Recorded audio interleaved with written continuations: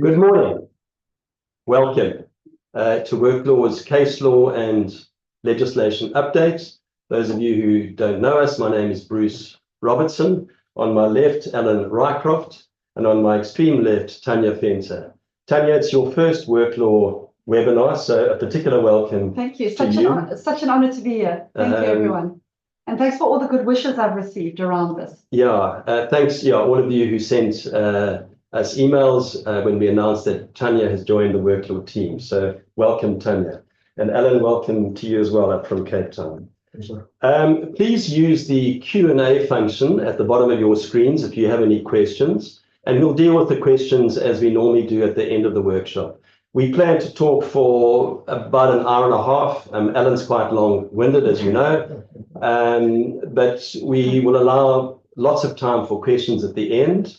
And so please feel free to use the Q&A function, and we'll answer those questions as best we can at the end of the workshop. Those of you who are not WorkLaw subscribers, a particular welcome to all of you as well. If you like what we do, if you want to have a look at WorkLaw, email me, bruce@worklaw.co.za, and we can give you a free trial, and you can try out WorkLaw services if you'd like to. And also all our WorkLaw subscribers, nice to have you online. Let's jump in and give you a sense of what we're going to be talking about. Just go to screen share. An outline of I'm going to cover a legislation update. I'll cover the NEDLAC labour law reform process that's been going on over the last couple of years and has now produced several draft bills. The employment equity amendments that came into effect on the 1st of January this year. And probably most importantly, the new dismissal code of good practice. A draft was in the Gazette earlier this year. There was a period announced for public comment, and we expect the final version of this code to be implemented in the near future. Alan and Tanya will then take over, and they're going to cover 18 judgments. We've tried to pick the most interesting and important judgments dealing with a whole range of issues, and they'll be covering those. So that's an outline of what you can expect over the next hour and a half. Let me jump in then and quickly start with the NEDLAC process. Just to explain the process, there's been a process at NEDLAC which started in, I think, April 2022, and they produced a number of draft amendment bills. And these cover about 47 amendments to the LRA, 13 amendments to the Basic Conditions of Employment Act, and a couple to the National Minimum Wage Act. But just to contextualize this process, because I think it's important to understand how much detail that you need to take on board at this particular point. NEDLAC, as you know, involves government, labour and employers.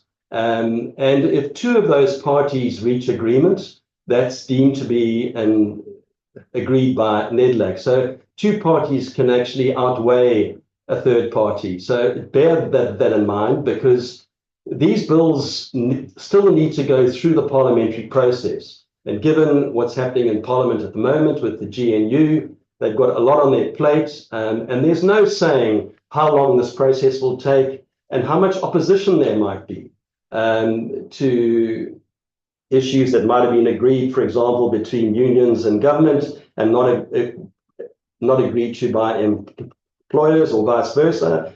And so there's no saying how long this process will take and what the final outcome will be. Rest assured, when those bills are finalized and amendments are then due to our legislation, WorkLaw will keep you updated. So at the moment, all I want to do is highlight some of the issues that have come through in this process. And under the Labour Relations Act, if these proposals were to be accepted, high earners, and that amount will be prescribed who a high earner is, they will have limited dismissal remedies. They'll be limited to compensation, and that in itself will be limited, and they will not be allowed reinstatement. There is a proposal to reduce the procedural fairness requirements in the Act. Currently, that's dealt with under the Codes of Good Practice, but there's even an attempt to write into the Act itself the need for reduced procedural fairness. and that would be a first. New employees during the first 3 months of their employment or during a probationary period will not be allowed to claim unfair dismissal. And they've taken the guts out of the unfair labor practice definition. If this proposal were to be accepted, all that would be left was disputes over disciplinary action less than dismissal or unfair suspension. All the other stuff that you've become accustomed to about disputes about promotion, demotion, etc., all of those would be taken out of the unfair labor practice definition. So there's some, if all those proposals were to be accepted, some fairly important changes that would come about to our Labour Relations Act. Under the BCA, the biggest change, I think, is a proposal that was put forward by unions and government. It was opposed by business to increase severance pay to 2 weeks per year of service.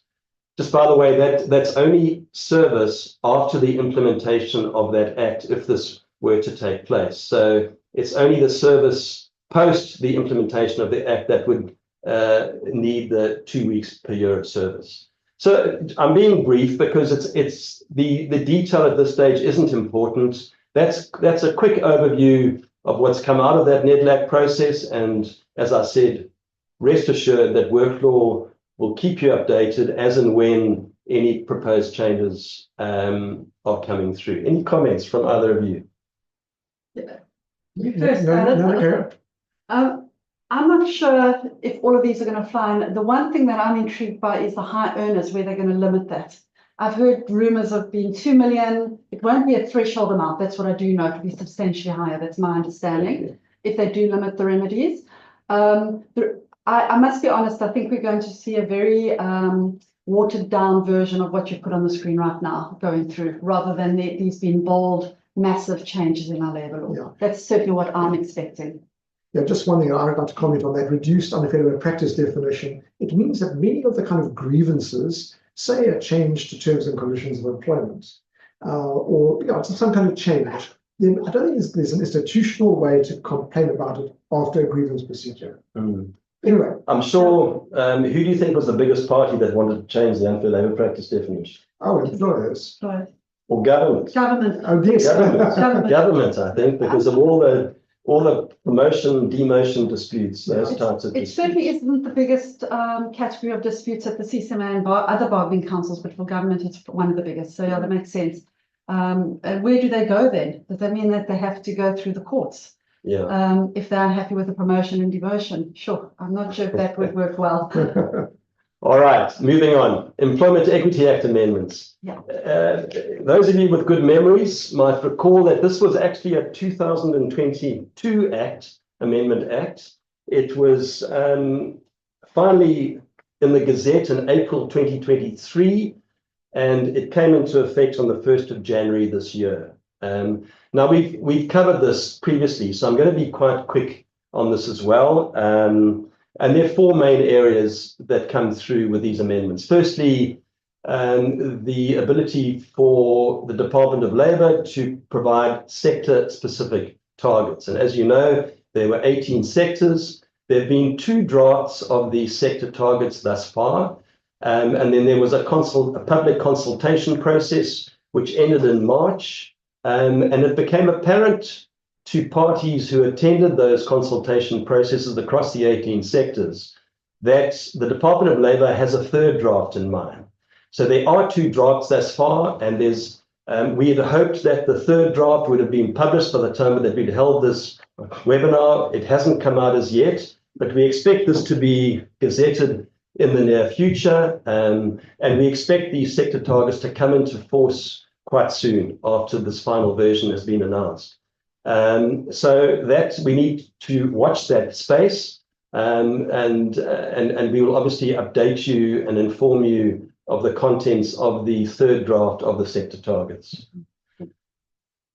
Secondly, what comes about in these amendments, which are now in place, is if you're going to do business with the state, you will need to have a compliance certificate confirming that you are complying with the sector targets. even if you're not doing business with the state, other employers can be fined. So there are consequences both ways. By the way, either compliance or justifiable reasons why you're not complying. And there's quite a lot of detail there on what those justifiable reasons are. They're in the second draft of the targets, and presumably they'll be carried through into the third draft as well.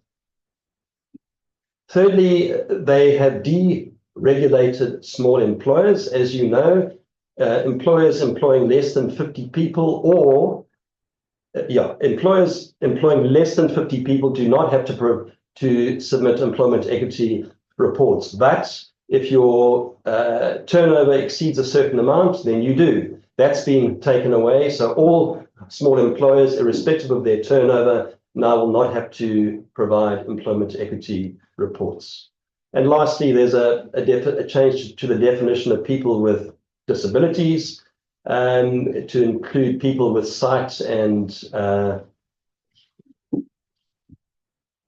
hearing problems. So that's an amendment which has also come through. So there, I'm being quite brief, but because we've covered this ad nauseum, I think, in previous work law newsletters and so on, those are the four main areas, I think, that came through with the employment equity amendments from the beginning of this year. Any comments? No, not from me. All right. Let's get into the most important area, I think, of potential change is the new dismissal code of good practice. Now, this was gazetted it came in a gazette in January of this year. And I'm going to speak about the good, the bad, and the ugly. Some of you might remember a Clint Eastwood movie, a Western many years ago. It was called The Good, the Bad, and the Ugly. Some of you might be thinking, looking at your audience here of me, Tanya, and Alien, and the good, the bad, and the ugly. I'll leave you to decide who is who. But the good, we're describing as things which we like about the code, with things that have been done well. The bad, things that can be improved upon, and the ugly being things that have been left out completely. So just to go through some of the key issues, the good is that firstly, it includes operational requirements under this one code. So you now have one code that deals with all forms of unfair dismissal, misconduct, incapacity, and operational requirements, which is a good thing. There's one source. And this probably means that the existing code, the separate code on dismissal for operational requirements, that will be cancelled once this new code comes in. And by the way, we expect this new code to be introduced fairly soon. There was a period, and I think until the end of March, I think it was. Until the 22nd of March. Yeah, for public comment. We expect this new code to come into force fairly soon. Again, we'll inform you as and when that happens.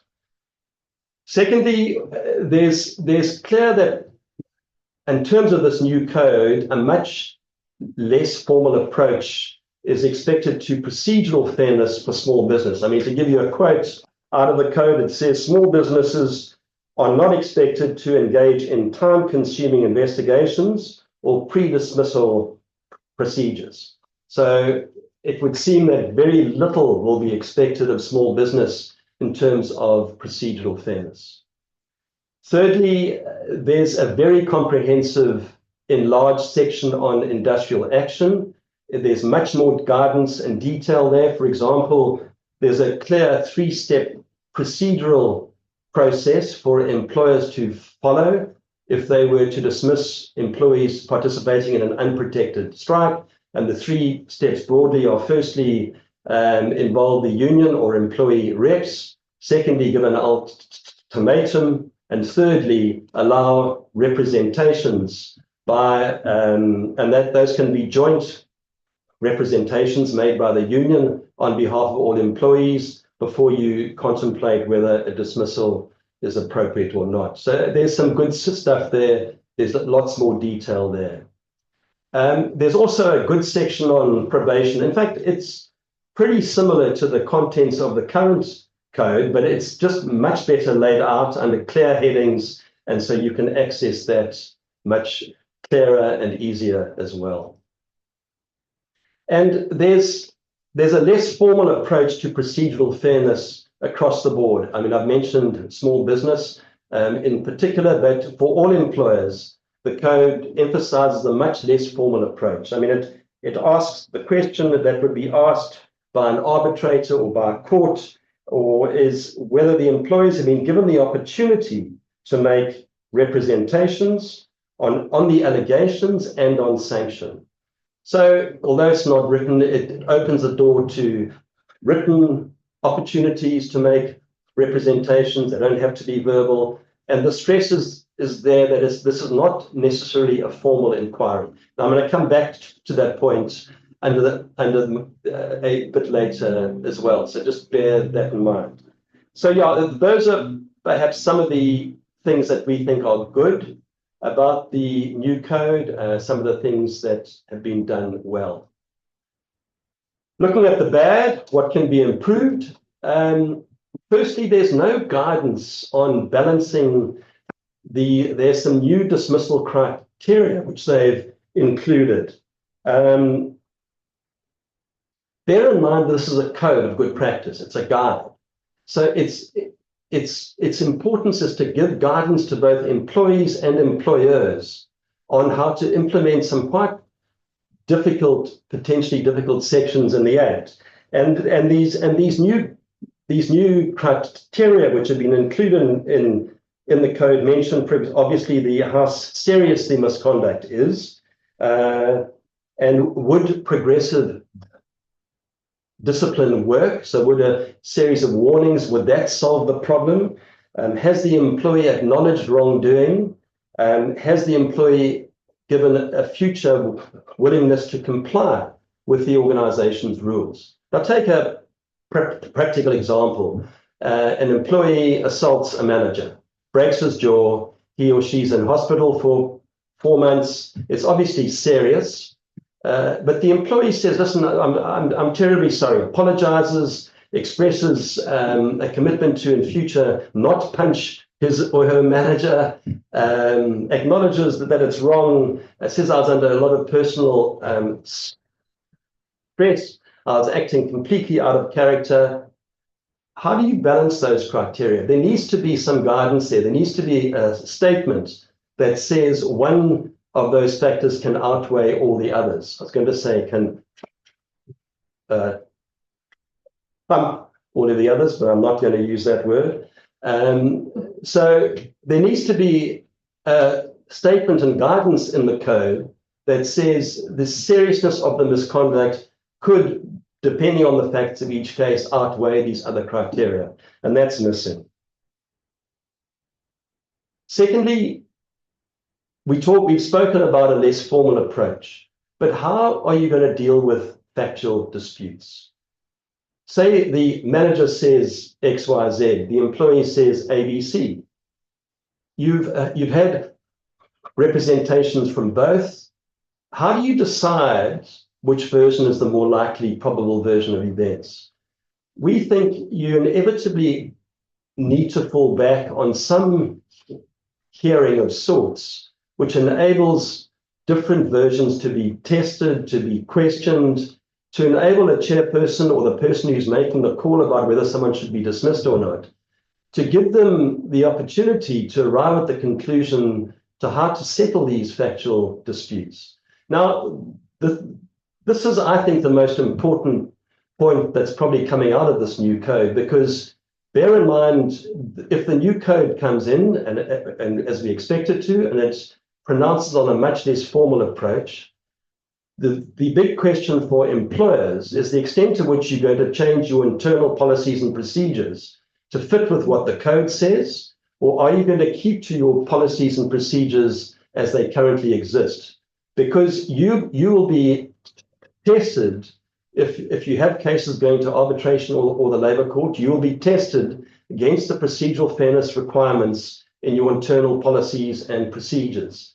So you need to apply your minds to this. We think it's probably the biggest single factor that you need to apply your mind to in this new code, and decide on your approach going forward, how are you going to deal with procedural issues and how you're going to resolve factual disputes which might arise. Any comments from the two of you on that point? I mean, I completely agree with you, and it's one of the things I often see even today with changes to the law that have happened where employers haven't updated their policies and procedures. One I recently saw was in the policy and procedures written that they have to lead evidence to show that the relationship has broken down, and we know very well that that's not a requirement in our law, but it still is in their policy and procedure, and therefore they're required to do that. yeah. So that's a very good example of where somebody hasn't updated their policies and procedures. I don't know, Alan, if you want to come in. The second point is at Tukisa, they're doing a lot of cases. We're doing a lot of cases on paper where employers are referring matters and hearing them on paper. There's two provisos. Firstly, your policies and procedures have to allow for it. So if it says that you must lead oral evidence, that isn't an option then. And the second thing is you can't use that. I agree with you around that. Is you can't use an on-paper inquiry if there's material disputes of fact, where you need to get oral evidence, which is often the case with behavioral matters. I actually find your kind of fraud theft cases, you often can do on paper, but behavioral stuff, often it's he said, she said situation. And I do think oral evidence in those circumstances still will be required. Yeah. Just to say that the CCMA have got a guide for commissioners on how to handle misconduct disputes. And throughout that guide is priority given to the employer's policies. And so the fairness of the dismissal is assessed precisely on the employer's policy. So if that's not up to date, there's a problem.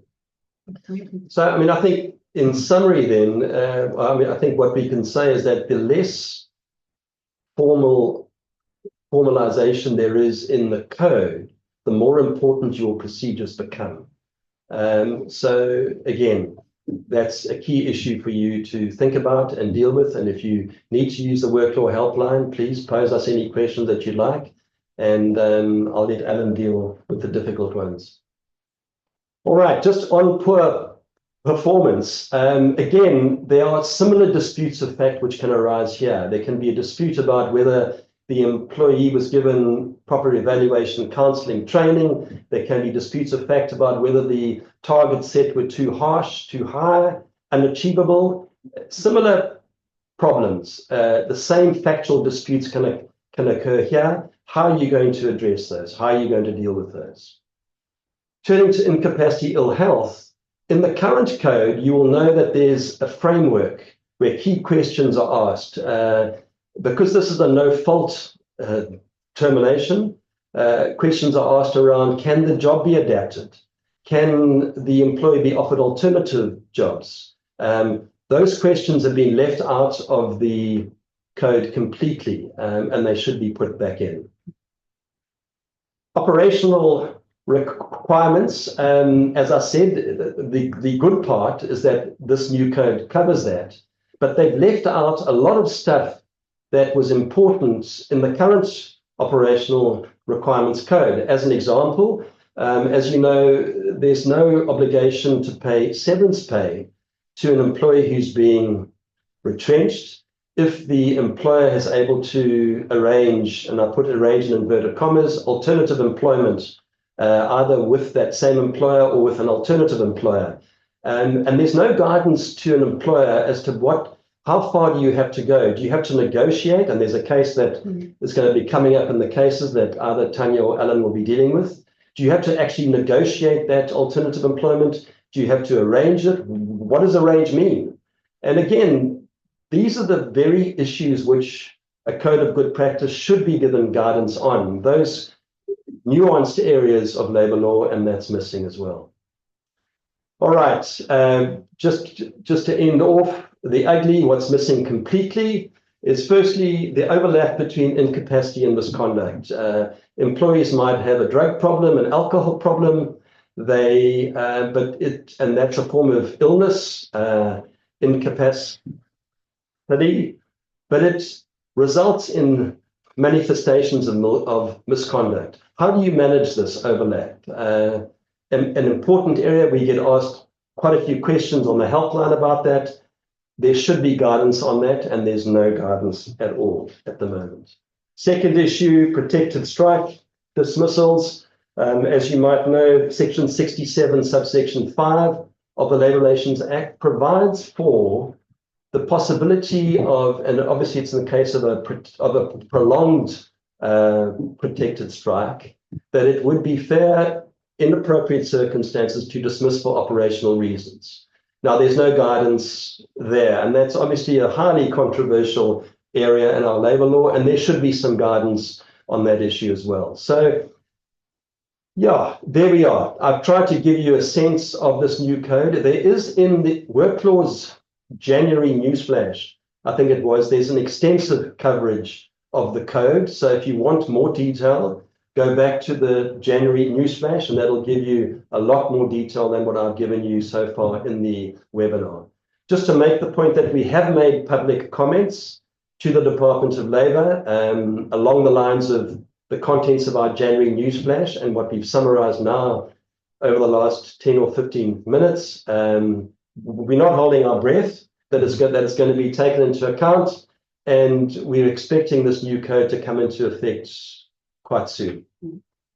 Any comments on that? No, that's good.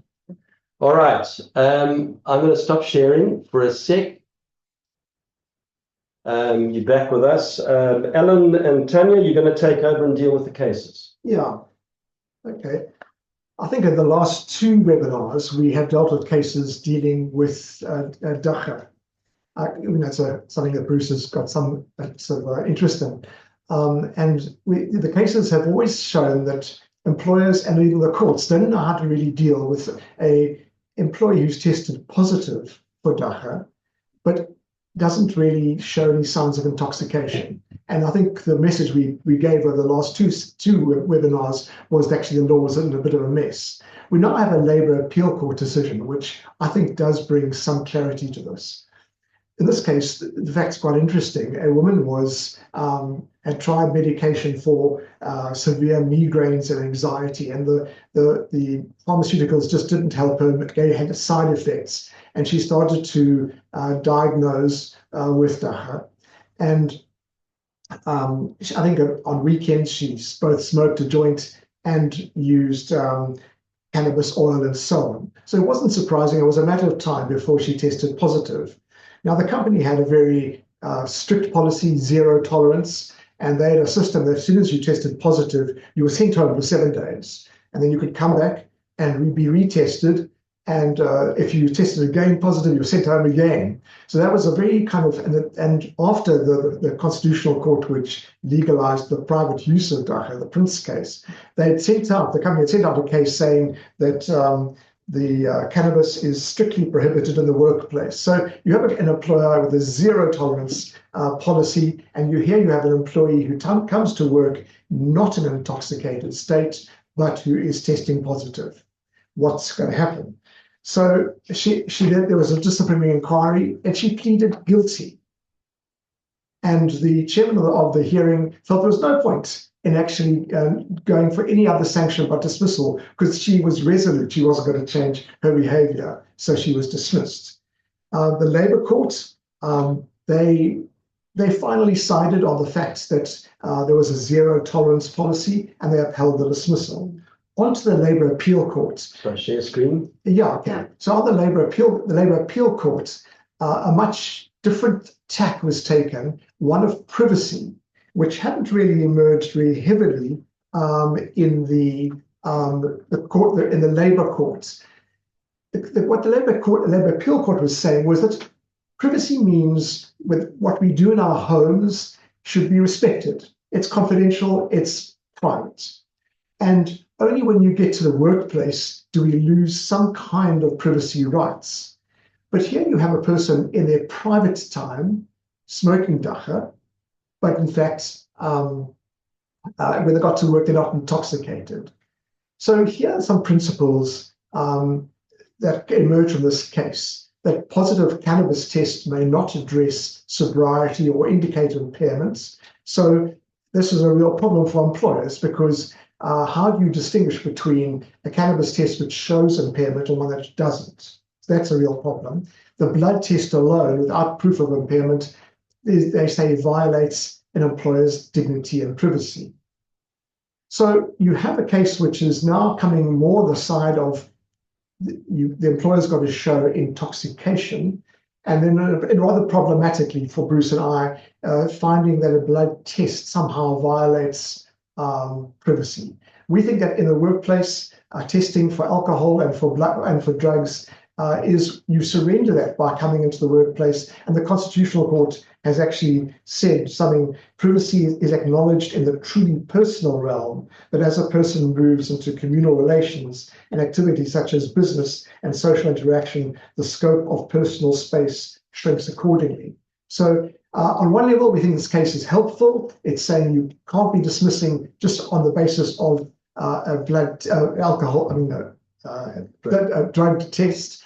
But at the same time, we are worried by some aspects. Bruce, you want to comment? Yeah, I mean, I think it means exactly that. So, I mean, I think employers, I know in this judgment, it did say, look, this case was fact specific. Yeah. And if the employee was working with dangerous equipment and machinery, then the outcome of that judgment might have been different. But I mean, I think that's immaterial, because if the person is not under the influence at all, it doesn't matter what job they're doing, whether they're working with dangerous equipment or not. So, yeah, a mere positive test for cannabis, DACA, is not enough. Yeah. You need some other observations of the person's behavior that he or she is under the influence. That's the bottom line. I think this law is still going to develop further. Yeah. I don't think it's going to stop at this case. Yeah. We're going to get more clarity, because there's still a lot of policies where employers are dismissing based on a positive test, because they have to have a no tolerance approach because of the safety measures in the workplace. You're working with heavy machinery, you're driving heavy vehicles, and it's this kind of balance between breaching the safety rule, the safety policies and procedures. I'm not disagreeing with you, Bruce, but I'm saying that a lot of companies are still taking a no tolerance approach. But completely. But the fact is, the person's completely compos mentis. They are within their senses. The fact that they tested positive, they might have smoked DACA 10 days before or 2 weeks before. But if you, and I'm going to be deliberately argumentative, because I understand if you look at employers, they're going, well, do we breach the health and safety laws, have a major accident, be held liable? Or even though the person came across as compos mentis and had an accident, they will be held liable if that person was tested positive, walked into a vehicle, drove it and injured or killed. Interestingly, Alan was talking about the Labour Appeal Court judgment. In the Labour Court, the judge actually called for a scientifically validated test to assess whether someone is stoned or not. That's the exact words that the judge used. A scientifically validated test to assess whether you're stoned. All right, okay. I think we need to move on. Okay. I'm going to be dealing with the next case, which is the O'Connor versus LexisNexis case, which has received quite a lot of publicity. And this really involves a matter where an employee is not ultimately appointed because of his criminal record. Now, I'm going to give you the facts of the case, so we'll have a quick commentary around it. Is Mr. O'Connor applies for a job at LexisNexis, and very importantly, his job is a senior data discovery enrichment expert. So his job really involves organizing and classifying information that's published in the various legal products that LexisNexis offers. He goes for an interview. It obviously goes very well, because he sent a form to complete. This is early last year, in January last year, around the 20th of January, he sent this form. He goes to his local police station, which is part of the requirement of the form, to go and take fingerprints. And then on the 29th of January, he sends the form through, and on the 29th of January, LexisNexis sent him the offer of employment, and immediately on that basis, he accepts it. Now, very importantly, in the form that he completes, he discloses that he was found guilty, criminally guilty of theft, and his record had been expunged. So that's what he discloses in his form. Despite that, he does get offered the job. That's not in dispute, and he immediately accepts the offer But lo and behold, a few days later, on the 6th of February, the company sends him a letter retracting the offer on the basis of this criminal record. He refers it very unhappy. You can understand he's pretty unhappy. He refers it to the CCMA, goes through conciliation, and then he launches an urgent application to the Labour Court in relation to his appointments. And I think really he's saying, well, I've got an employment relationship here. We've agreed to this employment relationship. And secondly, it's, specific performance in terms of this contract of employment. And thirdly, quite frankly, his argument in his pleadings was that this is also unfair discrimination on the basis of his criminal record, which is not really relevant to the job he's being asked to perform. The Labour Court.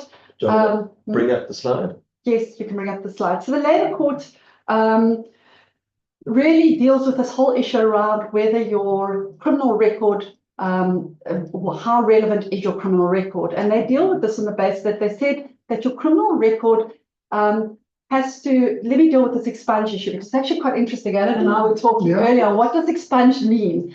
Now, expunge essentially means that after 10 years after you've convicted, if you are found guilty of an offence that is you can't be expunged, a record cannot be expunged if you have a criminal record that includes sentencing without the option of a fine. So it's really your less serious offences. And he fell into this less serious offence, this third kind. You can apply to have your record expunged. All that means is that it cannot be used for any future sentencing should you ever commit a crime. That's technically what it means. But also makes people feel a little bit better that their record has been formally expunged, meaning that they could kind of say, well, I don't really have a criminal record. But in fact, the court, it does actually still stay on your record. Is that right, Alan? Yeah. So you still, it's less than being clear, but it sort of is clear, if I can put it that way. Yeah. So it's not quite that you don't have a record, but it's expunged in that it's been accepted that it is a long time has lapsed and it can't be used for future reference to any other future criminal activities. Now, what the court finds is that if the criminal offence is not relevant to the job requirements of that particular job, then you can't take into account their criminal record. And in this case specifically, he was really dealing with information being published. He was going to organize and classify it.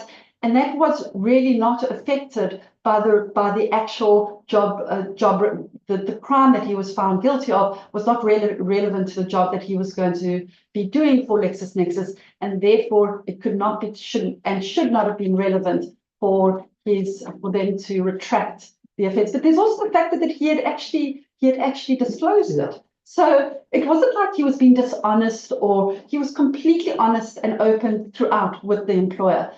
The court does go one step further and says, well, this is a form of arbitrary discrimination. Now we know that that's one of the grounds, and therefore it's not only was it unfair, but it was discrimination as well. And of course, Mr. O'Connor was given the respective job. So any comments around that? I think the learning for it is that in the light of this judgment, which is it a Labour Appeal Court? It's a Labour Court judgment. Labour Court judgment. And it hasn't been taken on appeal from what I could see. Yeah. I mean, currently then you've got to ensure that if you're going to exclude an applicant on the basis of a criminal record, it's got to be relevant to the job in question. Absolutely. Yeah. I think that ties up with the idea of criminal sanctions, that it's a way of paying your back to society for what you've done wrong. And when you've had the jail sentence or whatever, it's really, society should give you another break. Okay. Principally, that's exactly it. Yeah. Then it's the same principle with any form of criminal record that comes into play. Yeah. Even if somebody's committed a crime while in employment, it has to be relevant to your employment, I would think, before you can take action against them. Okay, let's move on. All right. The next case deals with fraudulent doctor certificates, something which I know from our helpline, many of our subscribers have this kind of issue. In this case, a store specialist at Woolworths submitted a doctor certificate. Now, a sister store from Woolworths, where she worked, had alerted them that they were very suspicious certificates coming from that very doctor that signed this particular employee's certificate. So Woolworths became like detectives, and they sent off 2 staff to investigate what was going on at these doctors' premises. And sure enough, people were going and coming in and out after 1 minute with a doctor's certificate, and it looked like there could be the sale of some certificates. So they, on the basis of what they had observed, now this is really important, on what they had observed, rather than any evidence that the employee was or wasn't sick, they called her to a disciplinary inquiry for submitting a fraudulent doctor's certificate, and she was dismissed.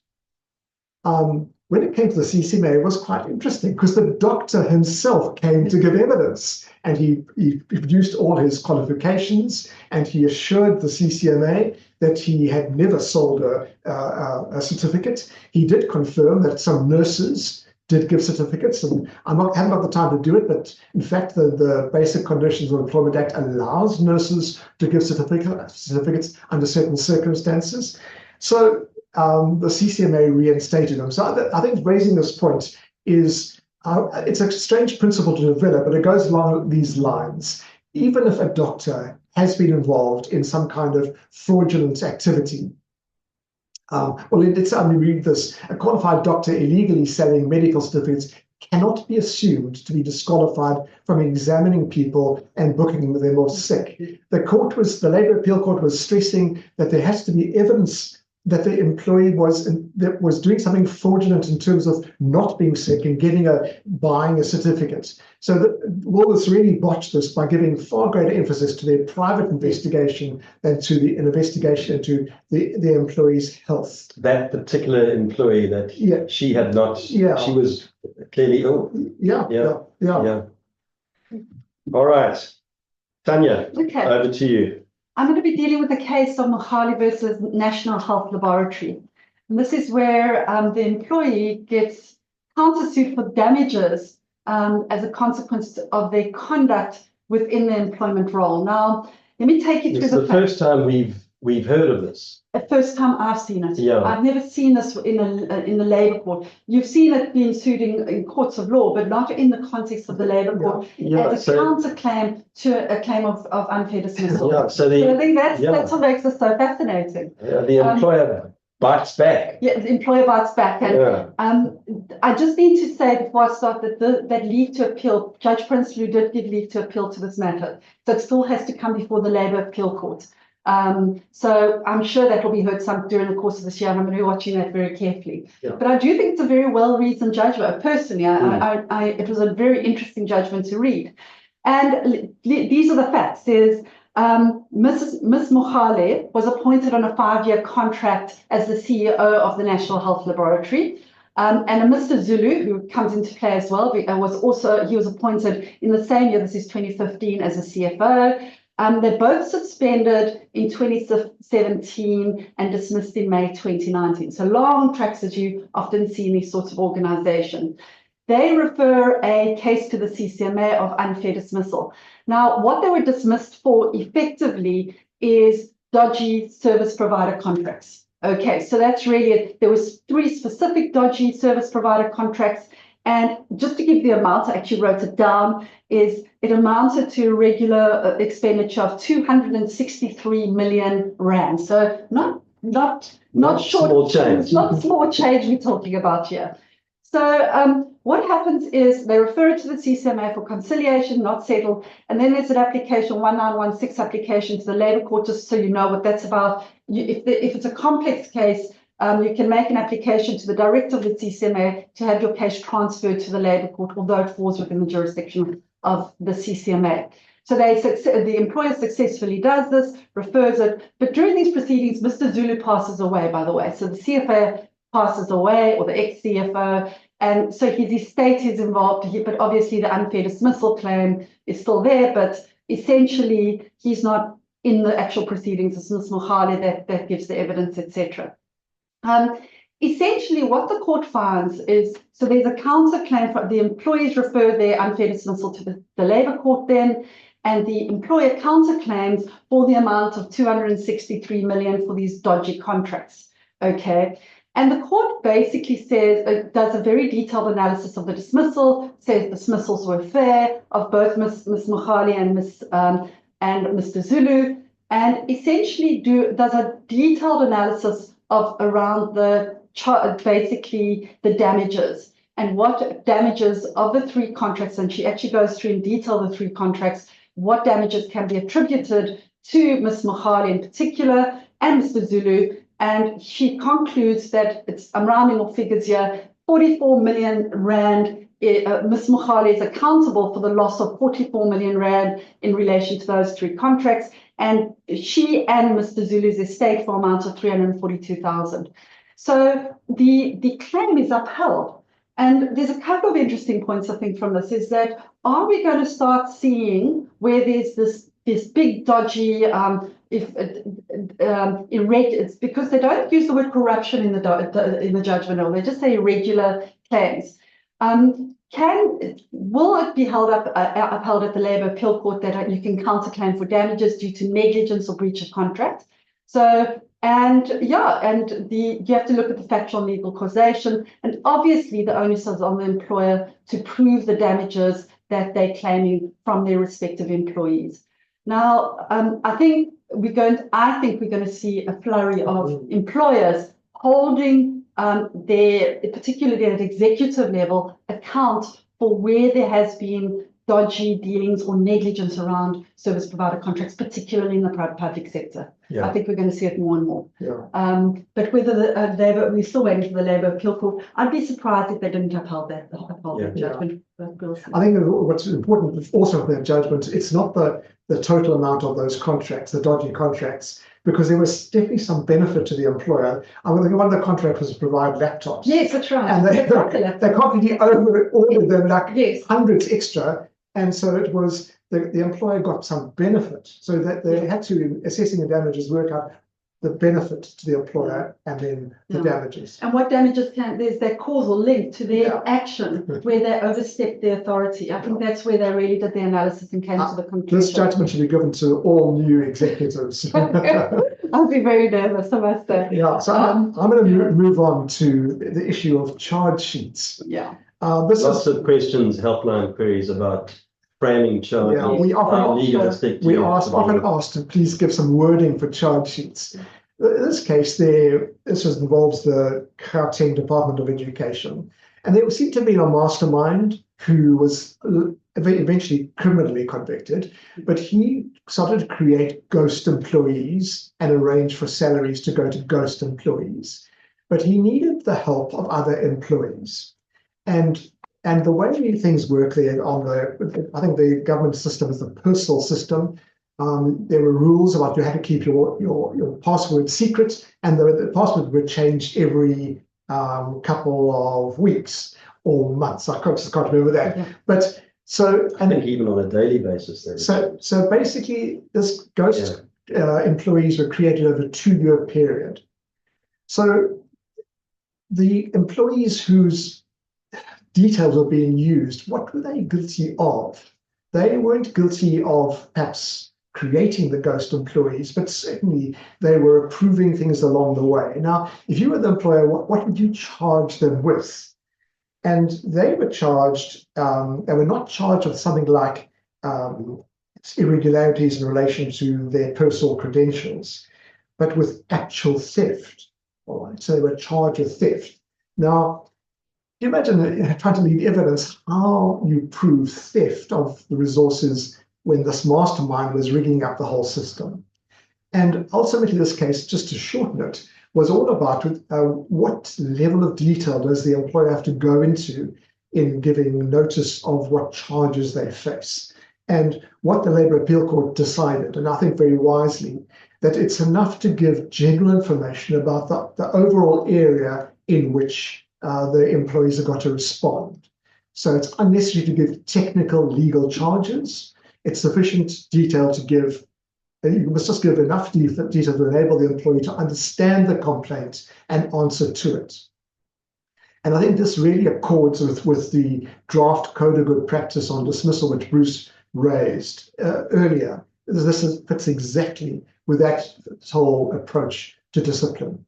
I think often we get asked by employers, they go to criminal labels, fraud, theft, and so on. Where often it's just a case of just saying you've committed misconduct in that you did X, Y, Z, and describe what the person did. Yeah. Like in this case, you allowed your personal passwords to be used by other employees in breach of your of the procedures. Yeah. So describe in non-legal terms the events rather than trying to attach labels to what has been alleged. Yeah. No, 100% exactly. I agree. I see it all the time when people try and label stuff and they get into trouble. They struggle. This is exactly what happens. Okay, are we moving to the next case? We're moving to the next case. Can I just ask, are you too cold? Are you freezing? The air conditioning, I'm going to sneak out of the picture and try and turn the air conditioning on as you try to keep us alert. Keep us very alert. He's worried we're going to fall asleep or something and leave him to it alone. Okay, so I'm going to then move on to the case while Bruce maneuvers towards the aircon. The case of NUMSA on behalf of Ramatibe versus the CCMA. It's a Labour Appeal Court case. And it really deals with this whole concept of common purpose and strike misconduct. And essentially, the facts of this particular case are that the employees were participating in a protected strike. This is in this was actually in January 2020, so just before the lockdown period. And this becomes very relevant with the procedural stuff. And essentially, it was a deeply, like often South African strikes are, very, very violent. You had alleged intimidation. There was assault of people. There was people, some of the workers were alleged to have gone to non-striking workers' houses, threatened to burn them down. They barricaded one of the entrances of the workplace. So it was really, really fraught with conflict and a lot of violence.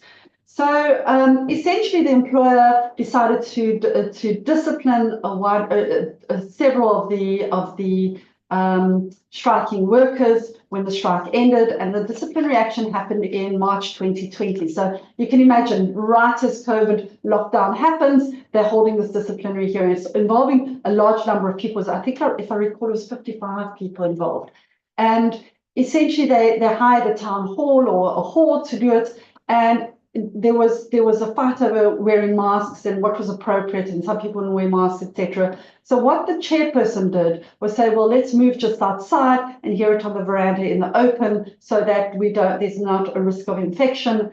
And the employee said, we're not going to leave the hall. We're not going outside for the hearing. And essentially, what the chairperson did, as I understand it, said, well, then you're waiving your right to a disciplinary, and proceeded to discipline and dismiss the employees in that respect. I'm conflating the facts a little bit on this matter, and essentially relied on the doctrine of common purpose. They were found guilty of assaulting non-striking workers, intimidation of non-striking workers, and barricading the entrance of the workplace. It goes to the CCMA. CCMA finds that the dismissal is fair. It goes on review to the Labour Court. And the Labour Court, in a very considered judgment, as these often are with common purpose matters, finds that the dismissal is procedurally and substantively unfair. They criticise, interestingly, the approach of the employer around procedure, saying, well, the employees actually did attend. The fact that they wouldn't go outside is they were in the hall to hear the matter. The fact that it's not, how did they put it?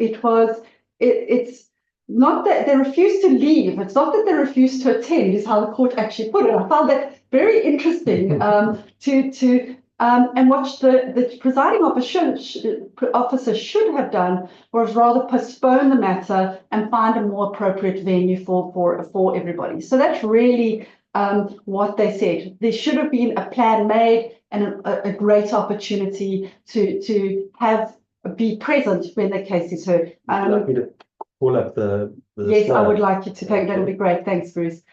Substantively, it was also found to be unfair in that although there was this big there was a lot of emphasis on the video. There's a lot of video footage that was shown, and the employer said, well, it showed that people were involved or associated with the misconduct.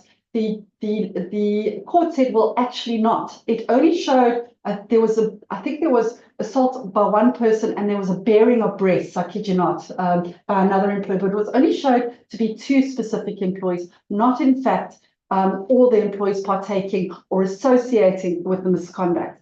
On that basis, they said, you can't use the doctrine of common purpose because the evidence did not show that they were actually associating with the misconduct. And this video itself was insufficient to show such associated conduct. The employees were therefore reinstated. You better go down the other points, Bruce. And they were reinstated with not for the full period because this judgment was obviously they dismissed in March 2020. This reinstatement happened in 2024, and the back pay was restricted to 12 months. As they said, the employees did breach the picketing rules by blocking one of the entrances, and therefore the retrospective pay was restricted to 12 months.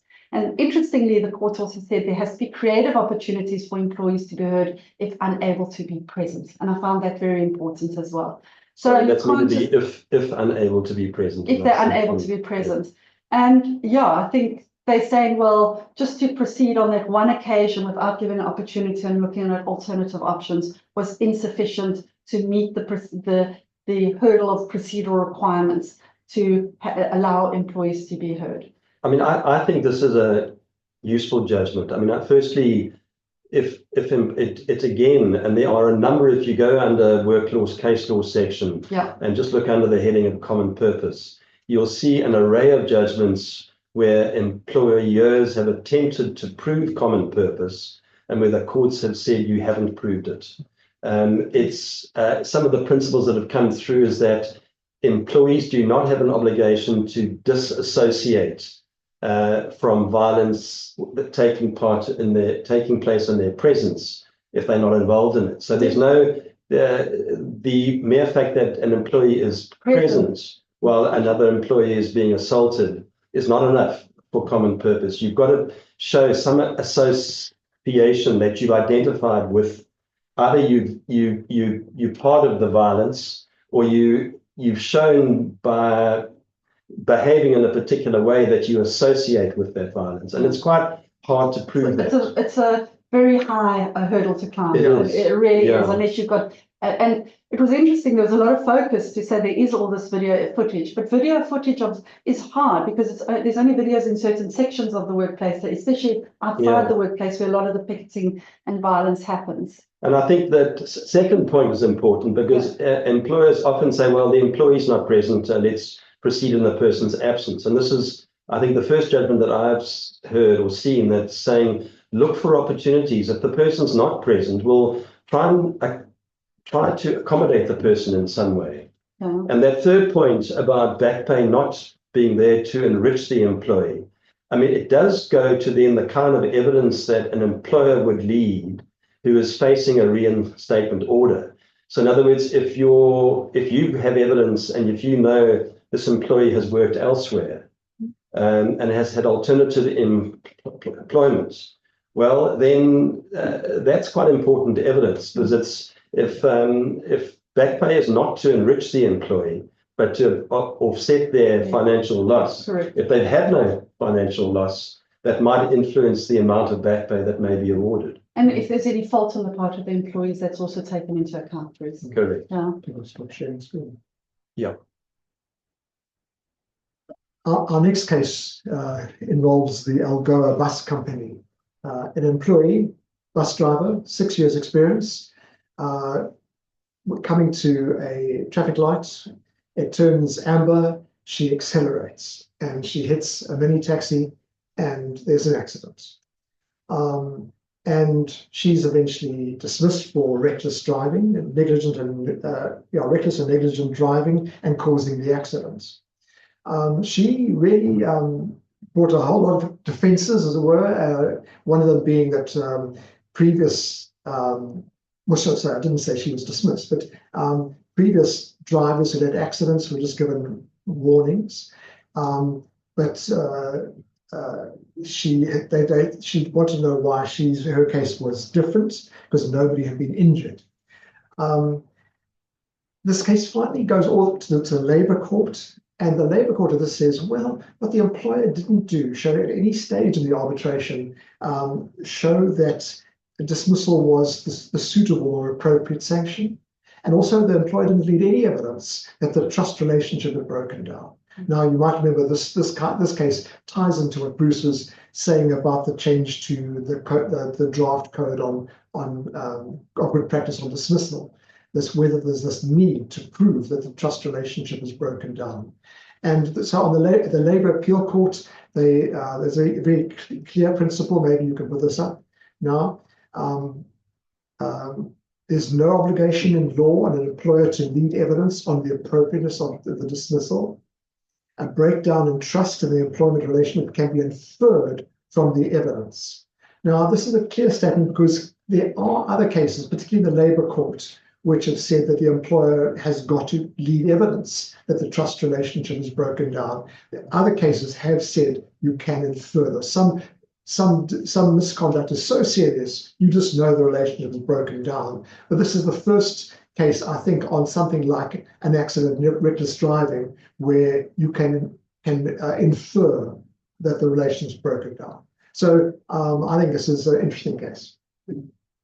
Yeah, I think there have been cases going both ways. Yeah. I mean, I think it becomes obvious from the evidence. You don't need a witness who stands in the witness box to say, I don't trust this employee any longer because of what he or she has done. Yeah, part of the problem with that evidence, of course, it's opinion evidence, which is meant to be given a very low weighting. It's just my opinion whether the relationship is broken down. And who's the relationship with is the other question I have. Is it with that particular manager or the organisation? And that often is not addressed in the evidence. And also when the law expects employers to refine trust after a vicious strike. So trust is a very nebulous thing. Yes, it is. It is. But I mean, Edcon was the first judgment that caused the initial confusion, if I recall. Okay. I'm going to move on to the case of Umicore Catalyst versus NUMSA, to LSC judgment. And it really has got to do with the selection criteria for retrenchment. And this employer, despite they did actually get the support of a CCMA commissioner to facilitate the discussions, and there were lengthy pre-retrenchment processes around consulting around stuff. Yet they decided not to use LIFO as the criterion which to identify those that would be retrenched. They did something very novel, if I can call it that, by introducing something called a laboratory assessment. Okay, and what this comprised of was a panel involving the lab manager, 2 senior managers from other departments to conduct behavioural assessments of all these employees that were in the pool to be retrenched.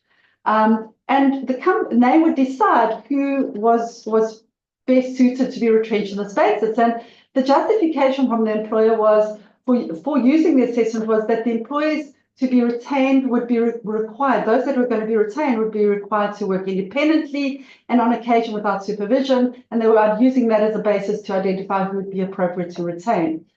4 employees refused to participate in the process. And they said this is completely unfair. And they were ultimately part of the pool that was retrenched because they didn't participate, I assume. And then, so they referred their case to the Labour Court for a fair dismissal. And the Labour Court found that it was both procedurally and substantively unfair and ordered reinstatement of the employees. And then it went to the Labour Appeal Court. The employer referred it to the Labour Appeal Court. And the Labour Appeal Court, in agreeing with the Labour Court, said that the employer had the obligation to prove that the criteria used was fair and objective, and they failed to do this. They said this was not a fair and objective criteria in terms of the requirements of 1897, and the dismissal was found to be unfair, and the appeal was unsuccessful. So this is the principle, is that there's generally a recognition that length of service, skills, qualifications can be used as a selection criteria. as an alternative or in addition to LIFO. I've sometimes seen a merger of criteria. And with caution, the retention of employees based on criteria fundamental to the successful operation of the business. But you still need to prove that that it is objective and fair. And the courts found that the way that this was done was had subjective evidence, and also the way of you can't use this as a basis, obviously, to address poor performance through retrenchments. So it's a very interesting judgment in saying that, yeah, you can get creative around the criteria on which to select people for retrenchment, but don't get too creative. And I think that's what this employer did, in my view, is it was just getting over you can't have a committee decide based on what did they call it, behavioral assessments on who's going to, it has to be an objective, fair criteria. And this is what this employer failed to do. LIFO is still the most common one. That's my experience. It is, yeah. But And it's the easiest, because it's It is so, the easiest, it's so objective. But It's for simple. employers, it does mean keeping the dead wood. Yeah. And so you can see why employers would want an alternative system which was more creative. You see, I mean, I think even though in this case the LAC found against the employer, it did recognize the potential and possibility of basing your selection criteria on criteria which are fundamental to the successful operation of the business. So if you say, I need to keep this pool of skills relevant to the fundamental successful operation of the business. Correct. That is absolutely fair. But to use some kind of behavioral assessments based on a pool, based on the subjective views of a group of managers, 2 or 3 people. But is whether I think that they filed the law. But this is where the difficulty comes. So say you identify one of the criteria, say public relations is fundamental. You need someone who's right with the public. How do you assess that objectively? No, it's hard. Often it is subjective, saying, oh gosh, that person is so wonderful with dealing with clients. So I think it's difficult. I'm sure industrial psychologists can help identify. I'm going to make one last point because I know we have to move on. I think performance, as long as it's been objectively done, performance appraisal been objectively done, can be used as a means of selection. But you can't use it. In the last point is to weed out poor performance and manage poor performance. I don't know if you'd agree with that point. So the next case, we're going to stay with the whole thing of retrenchment, but a case, Fisher Tube Technic, which did decide, in this case, they decided to stay with the LIFO principle. And the employer consulted with NUMSA and told them that they were going to go with the LIFO principle. But what they wanted to do was to engage in the bumping process. Now, I don't know if you are familiar with this, but it could be that there's somebody who has been who could be knocked down either horizontally or vertically to allow someone of longer service to stay. So the person who has been identified for retrenchment because of the job description could stay in if they were prepared to take a demotion downwards, or if they could possibly move horizontally. NUMSA agreed to the vertical bumping as long as the employees did not take any salary, any reduction in salary. Now, the whole point of the retrenchment exercise is to try and reduce the costs of employment. And so the employer did not succeed in persuading NUMSA to allow the demotion with a reduction in salary. I think all I want to say is that this went on to the Labour Court and Labour Appeal Court, which confirmed that if you engage in LIFO, LIFO involves bumping is an integral part of LIFO. It's not an optional. There are some cases on work law which says that if the union doesn't raise the bumping, the employer doesn't have to. Those cases now are going to be read in the light of this case. The employer must consult on bumping and be able to justify its position. Just in case you're not familiar with these terms, we put them up on the slide. Horizontal is where you are bumping someone of the same status, and the person will then hold their salary level. But if you're bumping vertically, there obviously will be a reduced status, reduced pay. And I mean, obviously, this goes, I mean, an employee would not be obliged to accept Yeah, vertical bumping. I mean, was it effectively an offer of an alternative job correct. with different terms and conditions of employment? Yeah, And so, I mean, the employee could elect whether to accept it or not.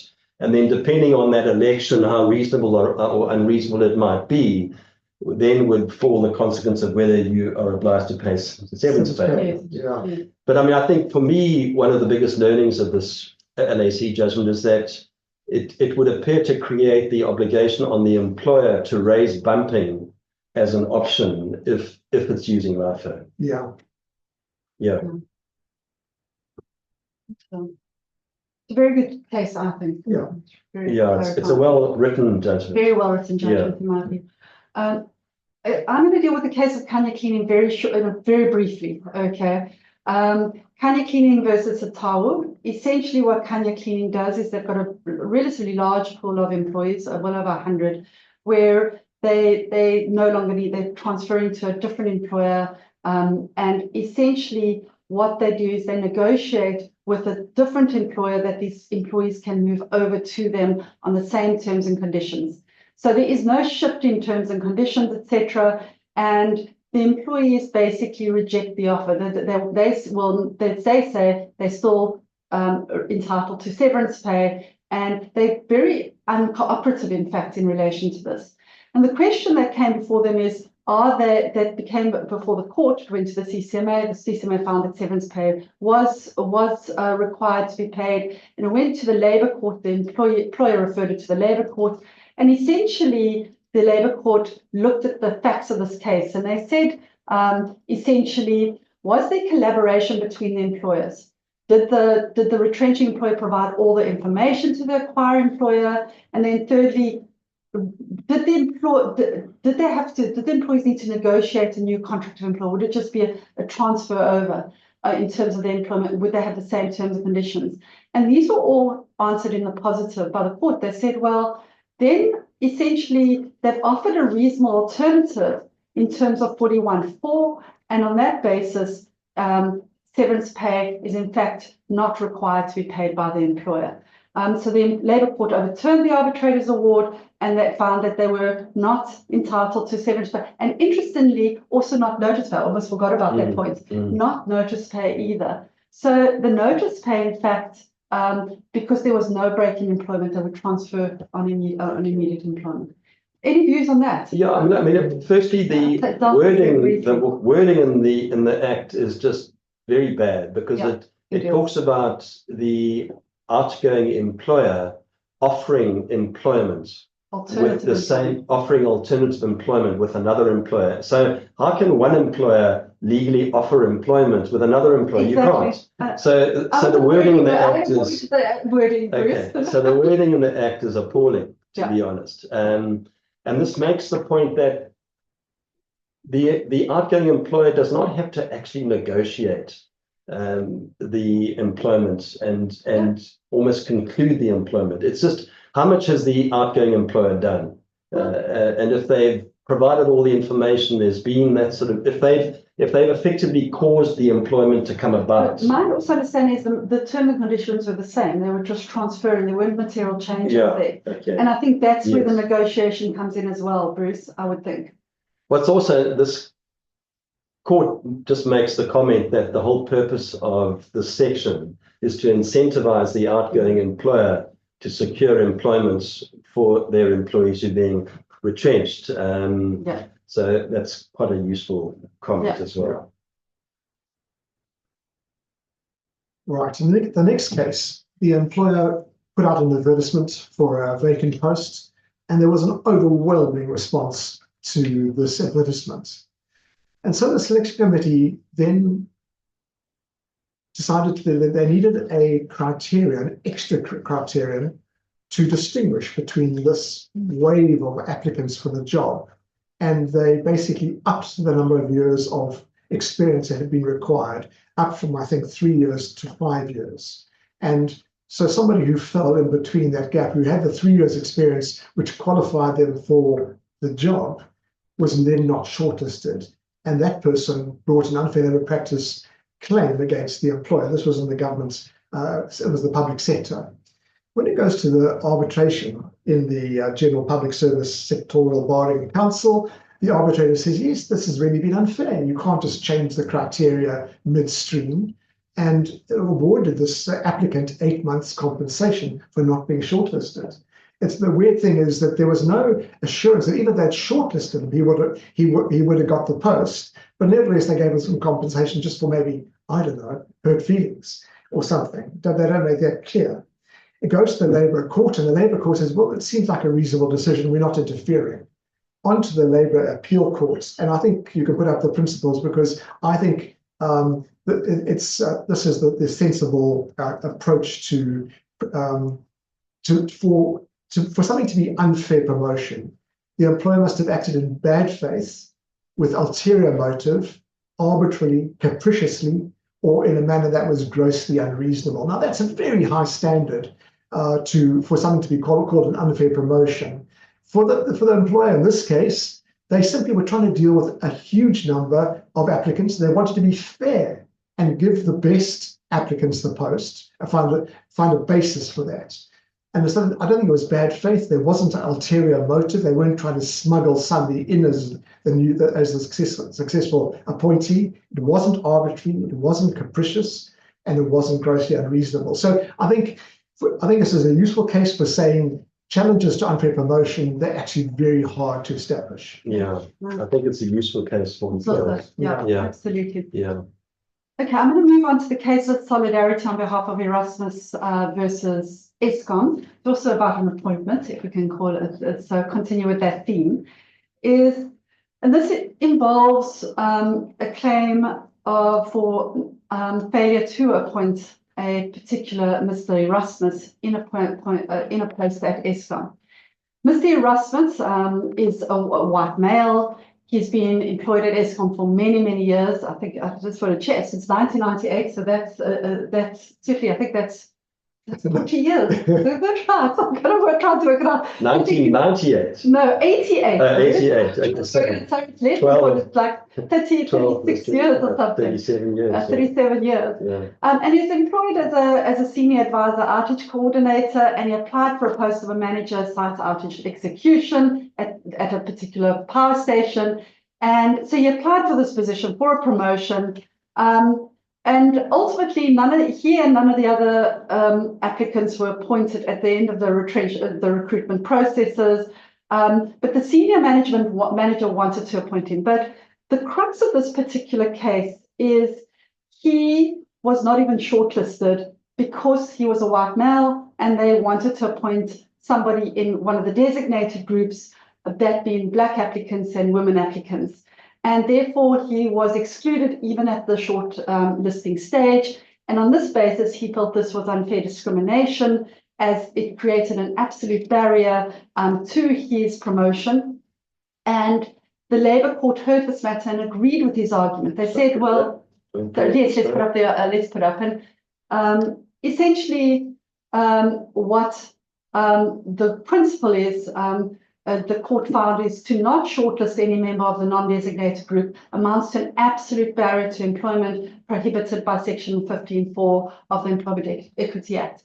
And by just not doing that, it was discrimination. And secondly, and this really what this comes down to is you can have targets, but it can't be an absolute barrier. What's the other term? It's not a target, it's a quota. So you can't have quotas, but you can have targets. And although there is a target in place, you can't exclude anyone at the interview stage. Whether this is academic or not, if you don't, we're not going to appoint them anyway, I'm not sure.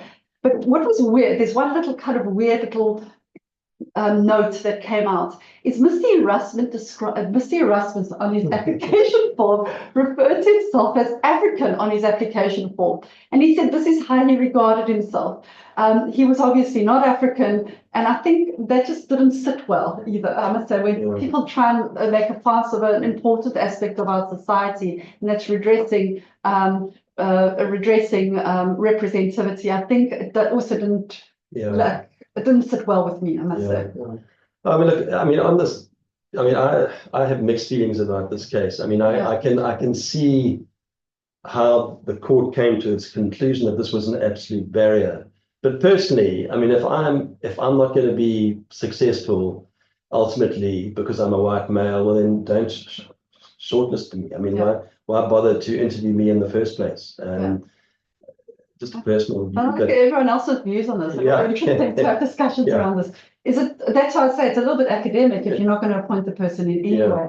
But still, you can't use it as a basis not to. But I think the learning for employers is that if you're going to follow this judgment if you shortlist on the basis of racial criteria. I can't remember what he was compensated. He was compensated ultimately for the non-appointment. I think it was 18 months. It was 18 months if I recall. Yeah. So it was a chunky amount. Yeah.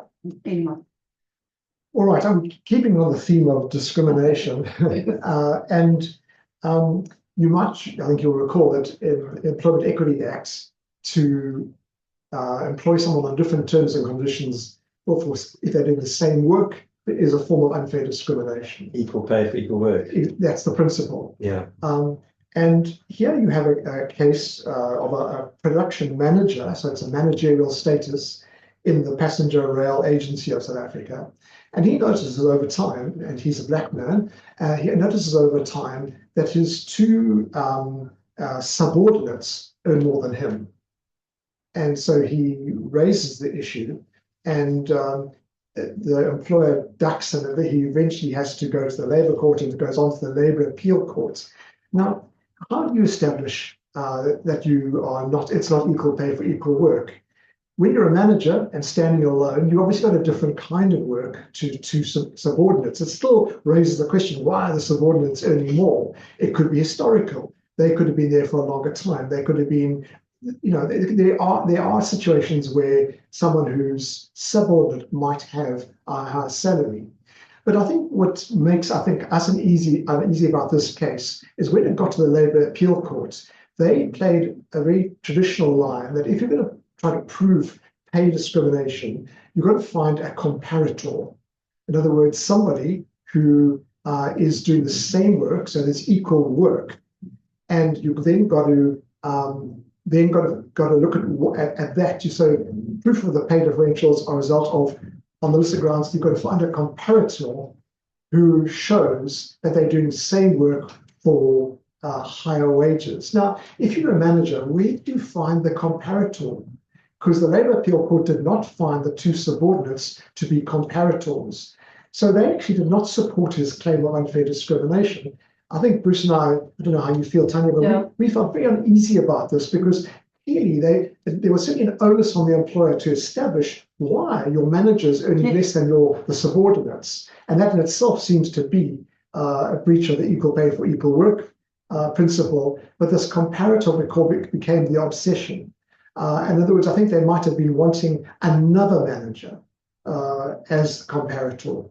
But anyway, I think it leaves me a little uneasy. Yeah, it doesn't make sense. You could say I want the demotion without the responsibility and be paid what they get paid.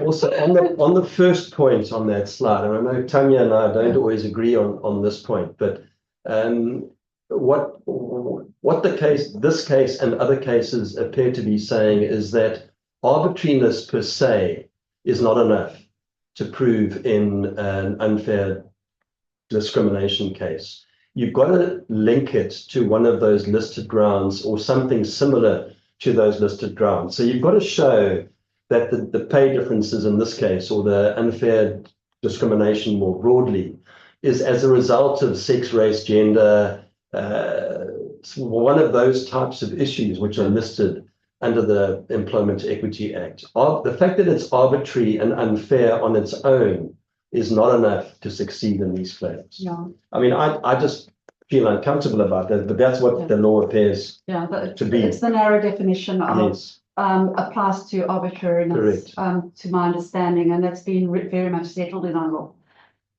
Okay, I'm going to deal with the case very briefly. What Tanya's saying very politely is that she's right and I'm wrong. Alan, you want to speak it, yeah? So I'm going to be dealing with the case of Sun International, which also deals with discrimination. And this is I'm going to deal with it very quickly because I know we've got a couple more cases to attend to. Yeah. essentially, this Mr. Sigiti is employed by Sun International. I think everybody would know what Sun International is. It has a lot of casinos and hotels, etc. And and you can imagine their busiest times are weekends, etc. And he's actually employed in a kind of a marketing position. And the job requirements and the contract does put into the job, his job, that there's job flexibility required, and that based on his skill and capability level. And he didn't challenge this, that when they raised in the interview that he has to work particular hours, particular over weekends, etc. And he does not mention anything about this being an impediment, there being any impediment to him working at different hours to what one would conventionally work.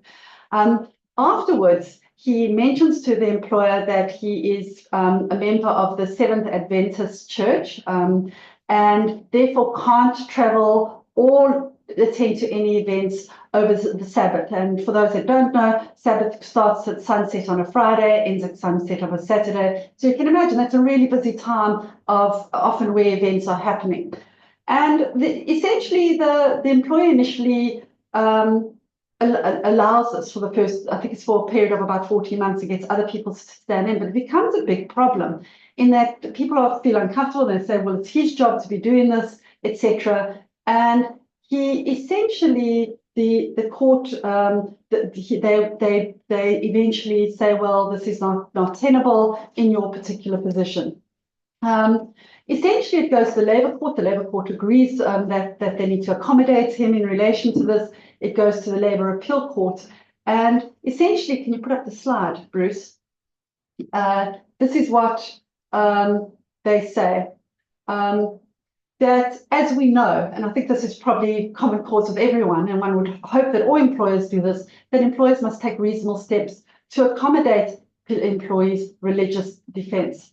But there is the defence around an inherent requirement of the job. And this is essentially what the court has said, is that if they're saying that doing this aspect of your job is rationally connected to performing the job necessary for legitimate work purposes and impossible to accommodate the employee with undue hardship to operational difficulty. I must say, I don't know quite the difference between rationally connected to performing the job and necessary for legitimate work purposes. I think Legal speak. Legal speak to say, is it central to what you do? I think Fair and is reasonable. that fair? Is it central to what you do? Yeah. Is really the principle. Is in applying these principles, the Labour Appeal Court really held that the employer had established that it took steps that were reasonably available in the circumstances to accommodate the employee's inability to engage in the weekend work due to his religious beliefs. But ultimately, the dismissal of that employee was based on the inherent requirement of his particular job and therefore was not automatically unfair, as the Labour Court had found, and the appeal was granted. So essentially, they were saying that, well, the defence of inherent requirement of the job here is a valid one in that him working on Saturdays or Friday evenings and Saturdays was so central to his job, and it was impossible then to accommodate the employee without undue hardship and operational difficulty. And I think that's a very interesting judgment. It's basically saying you have to take reasonable steps to accommodate people's religious beliefs, but if you're unable to accommodate them and it inhibits them to do their job, employers can in fact dismiss on that basis. All right, we've got another 4 judgments to deal with. So those of you who are watching and thinking, gee, how long is this going to carry on for? We've got 2 judgments each from either of you, and then we'll take people's questions. So we're getting towards the end. The next case I'm going to talk about is one of the most embarrassing cases for lawyers, where the Constitutional Court, 9 judges, could not reach a majority decision. Should I bring up the slide? No. Well, just Not yet. I just want to I want to get this case involves the interpretation of one section of the Labour Relations Act. I'm going to read it to you. I just want to, as I read it, see what you make of it. It says, a dismissal based on age is fair if the employee has reached the normal or agreed retirement age for persons employed in that capacity. Read it again. A dismissal based on age is fair if the employee has reached the normal or agreed retirement age for persons employed in that capacity. Now, here the controversy starts.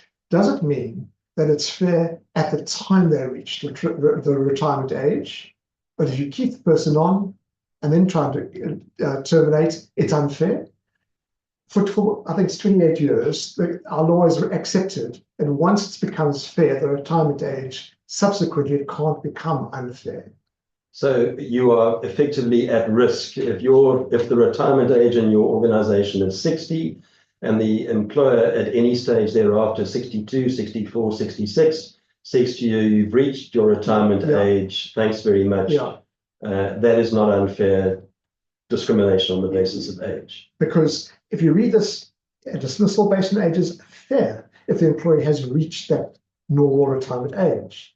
But there have been cases along the way which have said, no, if you keep a retiree in employment, then you've gone beyond this rule. So the other argument is that you have a once-off opportunity at the retirement age to exercise the option then or lose it. And the implication is going to tell you are serious because if, for example, you then, some years later, you now want to terminate, on retirement, you don't pay a severance package. But if you then terminate later on, there's a severance package for the entire working life. So a lot hinges on this. So this goes all the way to the Constitutional Court, and the judges break down into three groups, or there's two major groups in one, and they couldn't reach a decision. And it leaves employers in a ridiculous position of not knowing what the simple clause really means. And Bruce, I don't know whether you want to say what you would recommend to an employer. Well, let's just, I'll slide on this. This is because it doesn't, all it says is what you just said. I mean, there are two cases, by the way, that were combined, and the court, in a very simple judgment, said these two cases concern the interpretation of that section that Alan has read. The court's been unable to reach agreement. The result is there's no majority on the interpretation of the section. The courts did find a way to settle these particular disputes on the facts. Okay, so on the particular facts, and they're too complicated to go into to discuss. They did settle those two cases, but this leaves employees and employers with, and we really think they've shirked their obligation here, the Constitutional Court, because their role is to provide guidance, and they failed to do that on the interpretation of that section. So where does this leave employers and employees? Certainly, if you are retired on your retirement age, that will be deemed to be fair. I think there was a minority, or the courts did agree in the majority that if you do it within a reasonable period of reaching the retirement age, that will also be fair. But if you do it much later, you run the risk of that being found to be unfair. And the consequence of this is that I think employers are going to err on being conservative, and they're going to now exercise their rights to dismiss based on retirement much closer to the retirement age than would otherwise have been the case before this judgment. Or alternatively, accept that the employment has ended and entered into a fixed-term contract. A fixed-term contract. And then obviously the terms of that fixed-term contract become crucial as to what rights you build in for both parties, whether you have a right to prematurely, if it's a 5-year contract or a 2-year contract, whether you have a right in terms of the wording of that contract to prematurely terminate that contract on the basis of a retrenchment or any other reason. There's complications. Actually, there's so many complications. I'm not going to go into those. But just one anecdote around this is Zondo's judgments, and I'm sure you read it. He did the first judgment in I think it was 1998, which set the scene that which was always been the law, that you can retire somebody after their retirement age at any point. That's always been the kind of practice up to now. And that was what this was challenging. And interestingly, one of his last judgments, if not his last judgment, he changes his mind and supports the version that, no, you can't do that. That would be unfair discrimination to do that. You must retire them at the date of the actual date of retirement. Any date thereafter would constitute would be unfair. Did you pick that up, Alan? Yeah. It was very beautifully written at the commencement to say, you know, at the end of my career as Chief Justice, this is what I find. And he overturns his original judgment in his view. Okay. All right, three more. Three more. I'm to going go. to move on the Two. one, three. I'm going to do the one on Lowe versus Fourie, and it's a High Court judgment, this one, and it involves three players. Miss Lowe, who is a surgical theatre manager. You've got Dr. Fourie, who's a very highly regarded medical doctor at the time, who had been at the hospital for many, many years, and Netcare Universitas Hospital. So those are the kind of, if I can put them as the players right now. Now, Miss Lowe gets the, sorry, it's Mr. Dr. Grobler, sorry, is the doctor that's involved. Essentially what happens is Miss Lowe gets this position as head of surgical nurse. You can imagine the theatre manager, very important role, deals a lot with the doctors, and she comes across Dr. Grobler on a very regular basis. And essentially what transpires is that Dr. Grobler has a apparent history of very, very, very bad behavior and making deeply, deeply offensive remarks to various employees. And in this particular case, because of her role, she gets a brunt of it. And I know that Alan wants me to say some of the stuff that was said, but I'm not going to do that because I could get into a lot of trouble. It is that bad. Even I'm not willing to say it. Okay, you will see they actually listed in the judgment, list all the stuff he's alleged to have said. Now, the difficulty, and I think this is probably why she went the High Court route, Dr. Grobler is a doctor in his own right. Like how doctors normally work in hospitals is they're self-employed. They're not actually employed by the hospital like the nursing staff, and therefore you know, he's not really he's limited control over what he does, etc. But Ms. Lowe constantly complains about his behavior. It's not like she keeps quiet and doesn't raise this with the hospital. She says, this is unbelievably rude behavior. He can't call me these names. And like I said, really, really, really rude stuff. Okay. So she kind of calls it quits and says, look here, I'm lodging a case against him for damages. And my dignity has been infringed by what he does because he calls me these names in front of other people as well. And she claims an amount of, and I actually think it's quite a modest amount of 627,000 in damages.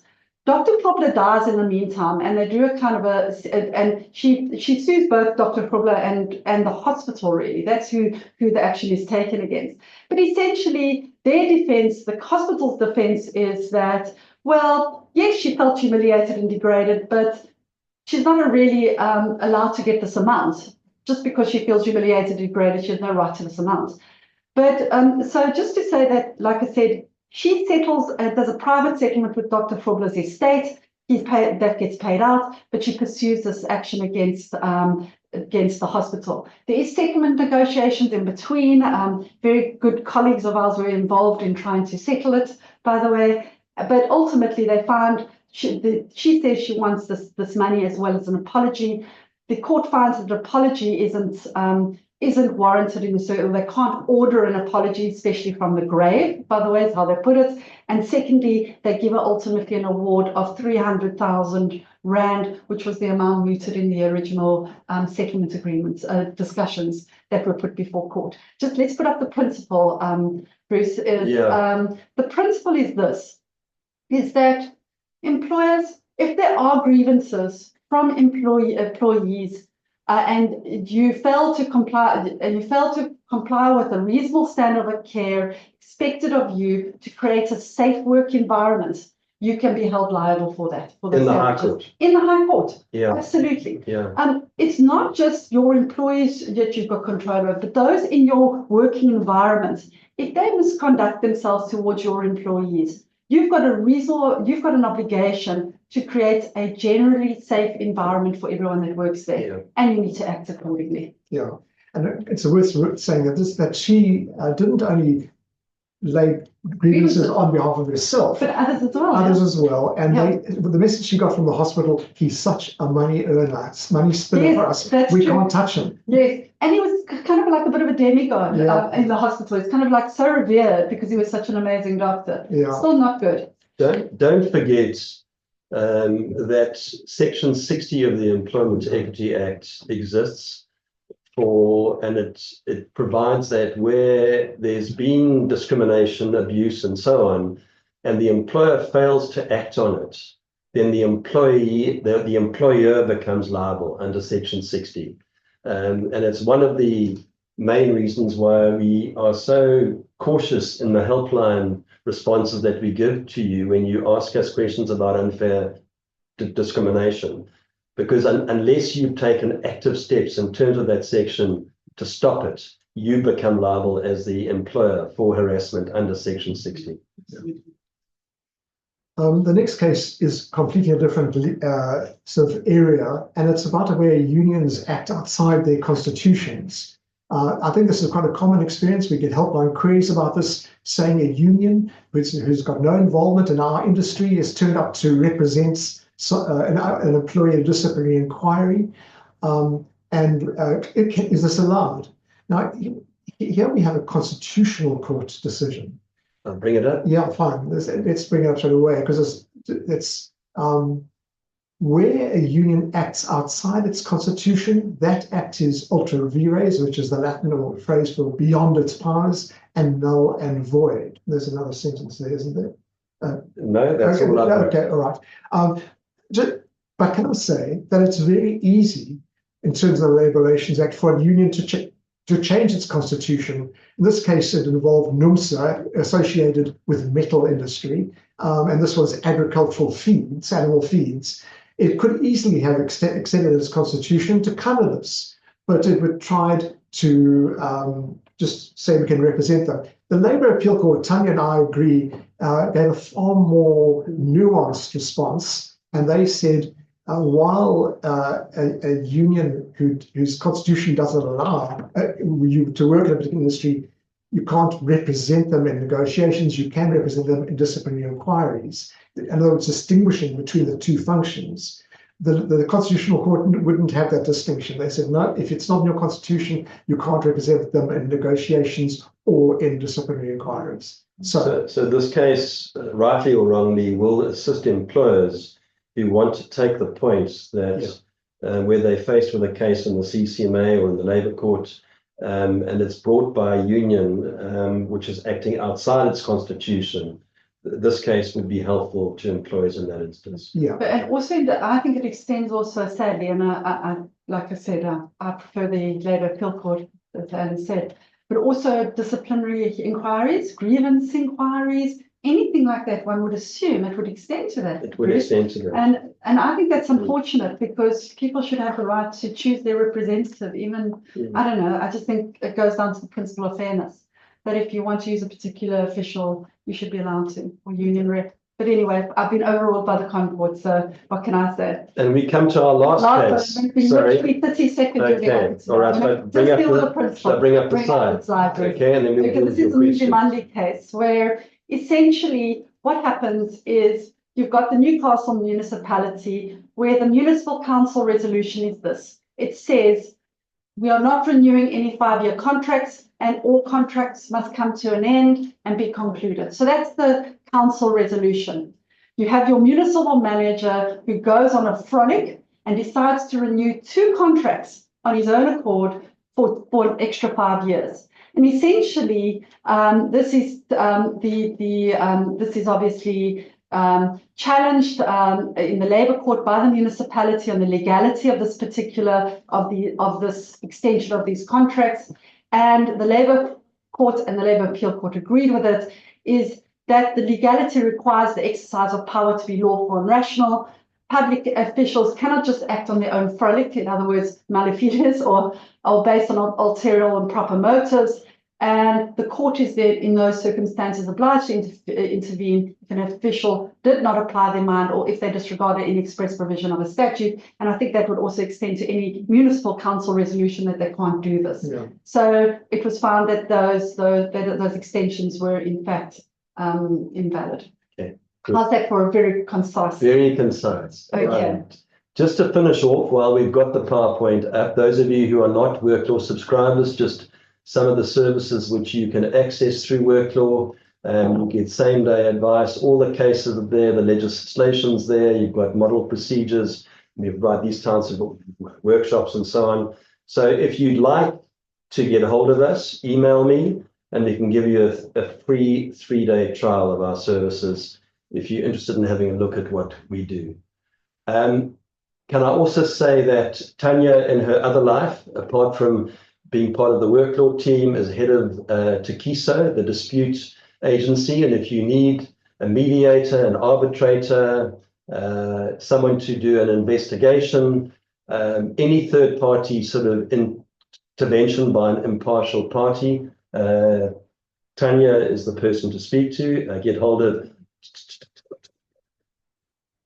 TEKISO. What's the best email address? Anyway, you can, I think my email address is very readily available, tanya@tekisa.com. Otherwise, you can email info@tekisa.com. Someone will pick up your query within an hour and get back to you. All right. Very much like you guys do. We try. We certainly. All right. Alan, yeah. what do you think? Do you want to take us through them one by one? Will you be able to share the presentation afterwards? Well, that's a difficult question. Yes, we will put up on Worklaw the material, very comprehensive. It's about a 60-page work manual, which covers all the details of what we've been speaking about over the last hour and a half. That'll go up on Worklaw within the next few days, plus the video of the webinar as well will go up. Okay. Next question, new employee. Will there be a definition as to new employee, i.e. 3 months? I assume that's with the amendment. Yeah. Yeah, under the, yes, basically, yes, it'll be absolutely clear. It'll be someone who starts employment. It will be covered by that. It'll be the first 3 months. Maybe the question extends, would it include people who are promoted, for example, into a new position? I think that's maybe what this is insinuating could be included. Yeah, look, I mean, it means that you cannot claim unfair dismissal. Yeah. I would be doubtful if that would, I would have thought so. if that would include someone who is promoted into having worked in that organization over a period of time. I doubt whether that's And it's included. assuming this amendment actually goes through. Correct. Yeah. Yeah. Okay, the next one. Are THC levels on a urine test that is above a certain value not deemed sufficient to take action against the employee? Bruce, that sounds like your territory. Alan keeps on, and I feel like this common purpose thing that if you have to disassociate, you have to prove I'm involved in the first place before I have an obligation to disassociate. But I think what this is saying is that it's recognizing, and look, I'm not an expert on this, but it's recognizing that if you regularly participate in DACA or cannabis, you're going to test positive. So the fact that you might have participated in, you might have smoked a joint last Friday night, does not mean that you are now under the influence. So the fact that you tested positive does not, in terms of that Labour Appeal Court judgment, does not prove that you are compromised in any way on a Thursday morning from now working. Yeah, but you know, I mean, all those companies, when you arrive at their reception and you've got to take a blood test, an alcohol test, with a breathalyzer, you're not allowed in. In other words, you've reached a limit, and then that's what's behind this question. Yeah. That's sufficient for them to say, we don't care what your explanation is. But alcohol's different because it recognizes and tests for very recent consumption of alcohol. Mm-hmm. So you are essentially under the influence if you test positive. I know to drive a vehicle, you need to be above a certain level. And I think, I'm not sure how organizations address that. I think if you have any test, if it tests positive at all, you probably barred entrance for alcohol. Yeah. But the fact that you're above a certain level, I mean, again, it doesn't mean that you're under the influence at that point. It just means you might smoke dacha more often than the next person. But it doesn't test whether you are, to use the words of the judge in the Labour Court, it doesn't test whether you are stoned at work. That's the problem with it, irrespective of the level. I know, and there's obviously a market out there for a test that does test recent consumption. And obviously the people who make that test are going to make an absolute fortune. I know that there's the view that a saliva test is a more accurate test of recent consumption, but I don't think that's been scientifically proved at this point. There's also the issue of the nature of the work you do. I think is going to come into play, Bruce. I really do. I think in this particular case, it was an administrative position, so you could rely on assessing whether the person is stoned or not. But if somebody is in a vehicle or working with heavy machinery, I think employers are very likely to take a much more cautionary approach, and they're going to attend to it differently, very much like we see with the alcohol thing, is having a bit of a no tolerance for it. So I think we're going to have to see how those sorts of cases play themselves out in the court before we can pronounce what really is going to transpire. But certainly for administrative positions, you have to assess whether the person's stoned. You can't, I would think you would follow this judgment. For other positions, I'm actually not sure. Well, that the Labour Appeal Board did say this is fact. Yes, it is Fact specific. fact specific, exactly. Specific. Yeah. Just going to put on the thing. Sorry. Yeah. Okay. The next question says, following the discussion on LIFO, companies technically shouldn't use retrenchment process as one to get rid of dead wood. What process should be used? So, actually, well, what you said Deadwood? Actually, I feel ashamed of having used the phrase dead wood because it's not respectful of us old people. I mean, basically, what it's saying is address poor performance as and when it happens. Yeah. Don't allow dead wood to accumulate. If you do, well, then you are lumped with that. Exactly. So address poor performance as it happens. Deal with it. Don't allow it to accumulate. Yeah. So the next one says, apologies if you covered this and I missed it, but can you please talk about incompatibility as a reason for dismissal? Does it fall under incapacity? Is there a case law example for this? What's your take on it? Yeah, it does. I mean, in short answer, it's the cases deal with it. The cases recognize that in our law that there are only 3 headings or 3 pigeonholes that you've got to fit things into, and it fits more squarely into the incapacity box than any other, and it recognizes that it's an awkward box, but that's the place to find it, and you adapt the incapacity framework to deal with incompatibility. Now, I think I'm correct that the new code does recognize this. It deals with incompatibility. It's perhaps a point I ought to put up on the slide, that incompatibility is recognized under the new code if the new code comes in its current form, and it's dealt with as a form of incapacity. Yeah. Then you say, is there a case law? Yes, if you go to work law and look at our cases and the subject headings, there's definitely cases under incompatibility. Just I recall from them is that the employer has got a real responsibility to confront the issue and to try and bring about change in behavior before doing so, before dismissing. We've certainly seen an increasing number of incompatibility cases, and that's probably why it's not just the KISA, but probably elsewhere as well, and that's probably why they've included it in the code. Yeah. Okay. Maybe I'll move the...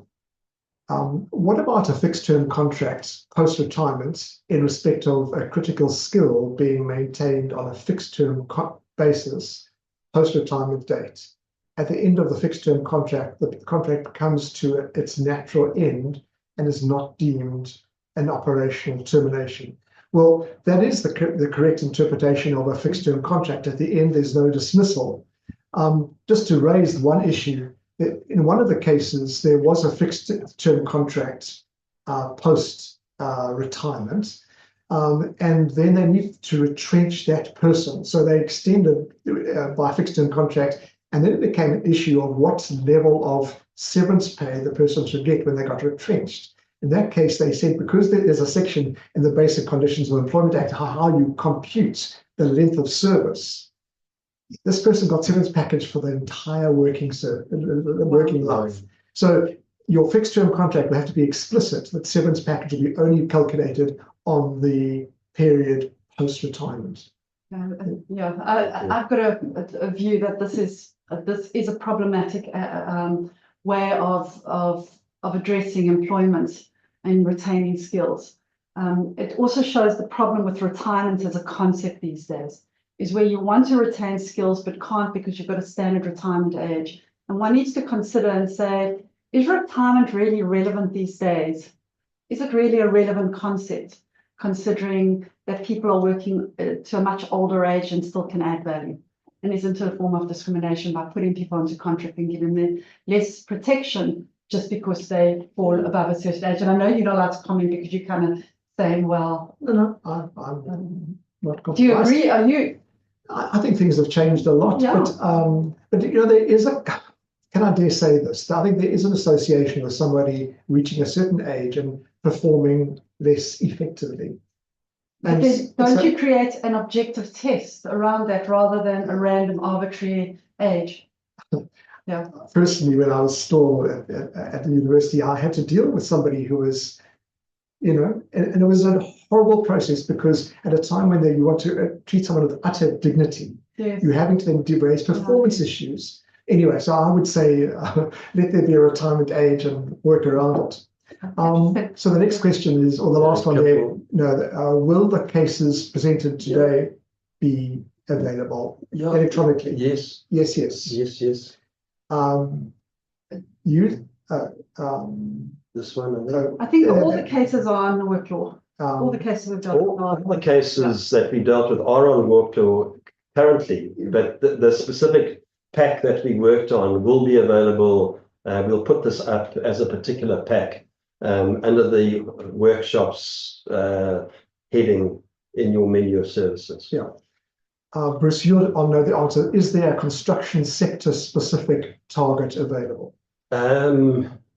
Of the 18 sectors, I think construction clearly fell within one of them. I haven't got them on me, but the second draft of those sector targets are up on work law. Look under the legislation section and you'll find them there. Okay. They usually refer to as civils, I think. Eh? Yeah. So, Sean, thank you for all your questions. A urine test giving a THC level of 15 mils per 100 is deemed intoxicated in terms of international standards, but is not in South Africa. Surely a high level of THC can be assimilated to somehow in the above alcohol levels.